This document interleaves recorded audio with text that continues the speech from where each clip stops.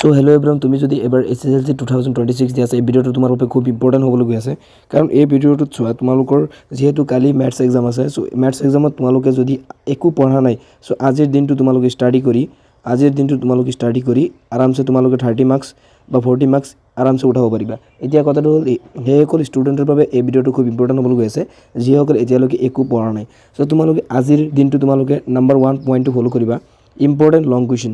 যিহেতু তোমালোকৰ লং কুৱেশ্যন আহেই, চ' কোনটো চেপ্টাৰৰ পৰা আহে, ত্ৰিভুজ, বৃত্ত, ত্ৰিকোণমিতিৰ পৰিচয়, তাৰপিছত অংকন, বাস্তৱ সংখ্যা।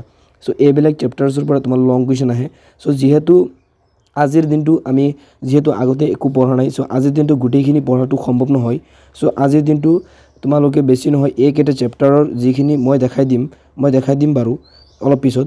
চ' এইখিনি চেপ্টাৰৰ পৰা যিখিনি দেখাম, চ' তোমালোকে এইখিনি যদি ষ্টাডি কৰি যোৱা, চ' আৰামছে তোমালোকে 30 মাৰ্কছ বা 40 মাৰ্কছ আৰামছে পাই যাবা। তাৰপিছত তোমালোকে 2 নম্বৰত কি কৰিব লাগিব,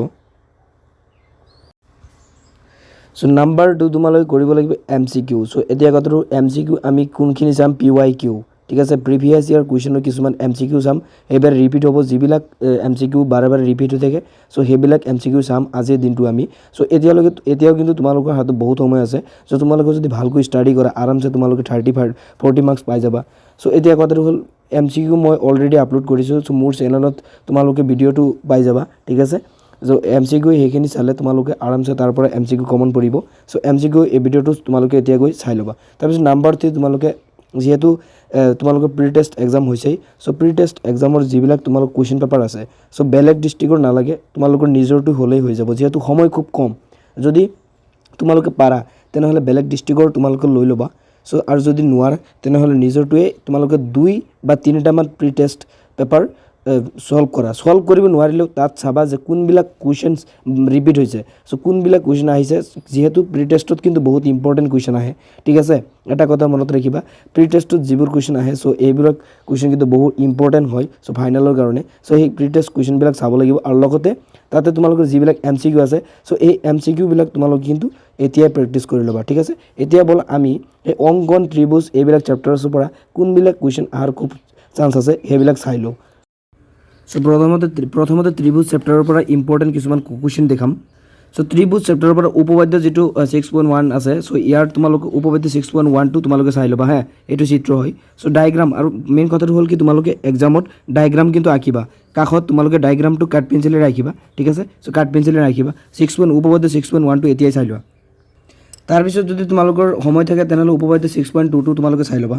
আৰু বেছি ইম্পৰ্টেণ্ট ক'বলৈ গ'লে যে যিটো ABCD ট্ৰেপেজিয়ামৰ যিটো AB এইটো যিটো, আৰু ইয়াৰ কৰ্ণ আৰু দুডাল পৰস্পৰ O বিন্দুত ছেদিত হয়, দেখুওৱা যে AO বাই BO এইটো তোমালোকৰ COD, এই যিটো তোমালোকৰ চিত্ৰ আছে, এই কুৱেশ্যনটো কিন্তু বাৰে বাৰে ৰিপিট হৈ থাকে।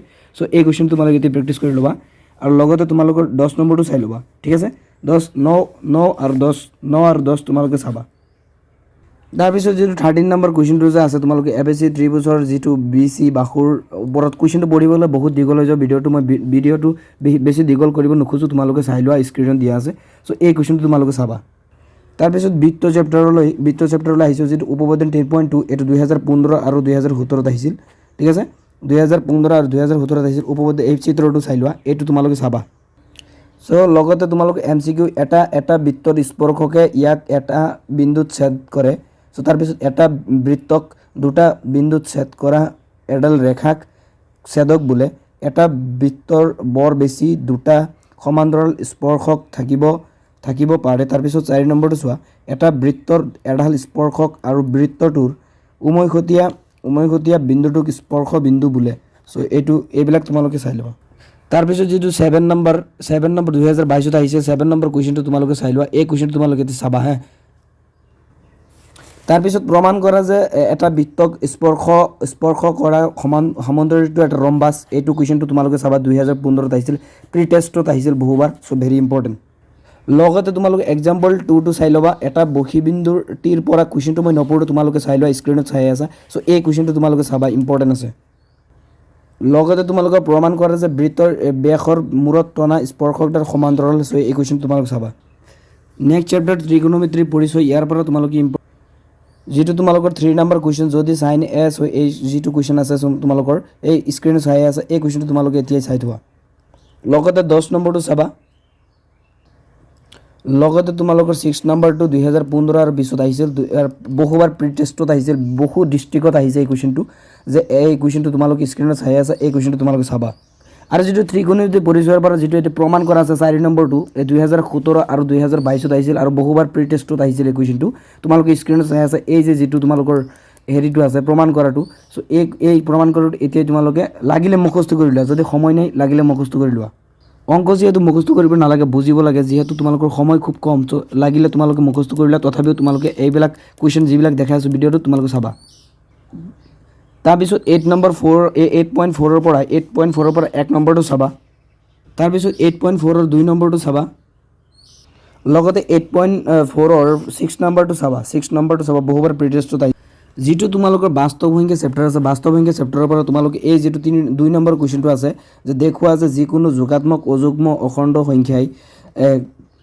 6q + 1 বা 6q + 3 বা 6q + 5 আৰ্হিৰ য'ত q এটা কোনোবা অখণ্ড সংখ্যা আছে এই কুৱেশ্যনটো এতিয়া চাই থোৱা লগতে 8.2 তোমালোকে 2 নম্বৰ যেটো আছে এই কুৱেশ্যনটো তোমালোকে চাই আছে স্ক্ৰীনত সো এই কুৱেশ্যনটো তোমালোকে চাবা তাৰপিছত আহিলো অংকন চেপ্টাৰৰ তোমালোকে 1 নম্বৰ যেটো আছে এইটো তোমালোকে চাই আছে স্ক্ৰীনত সো এই যেটো চিত্ৰ আছে সো এই যেটো অংকনৰ এই কুৱেশ্যনটো তোমালোকে চাবা অংকনৰ পৰা কিন্তু এটা লং কুৱেশ্যন আহিবই সো তোমালোকে 11.1 ৰ পৰা যেটো 2 নম্বৰটো তোমালোকে চাই থৈছে লগতে 4 নম্বৰটো চাবা সো 4 নম্বৰটো ভেৰি ইম্পৰ্টেন্ট 2 নম্বৰটো বেছি ইম্পৰ্টেন্ট আছে ঠিক আছে যেহেতু প্ৰত্যেকবাৰ প্ৰমাণ কৰা যে এনেকুৱা দি দিয়ে যে প্ৰমাণ কৰা যে √5 অপৰিমেয় সো এনেকুৱা টাইপৰ কুৱেশ্যন এটা আহিবই ধৰি লোৱা এটো আহিলে যে প্ৰমাণ কৰা যে √5 অপৰিমেয় সো তোমালোকে প্ৰি টেষ্টত চাবা কোনটো বেছি আহিছে যদি √5 আহিছে তো √5 টো চাবা তোমালোকে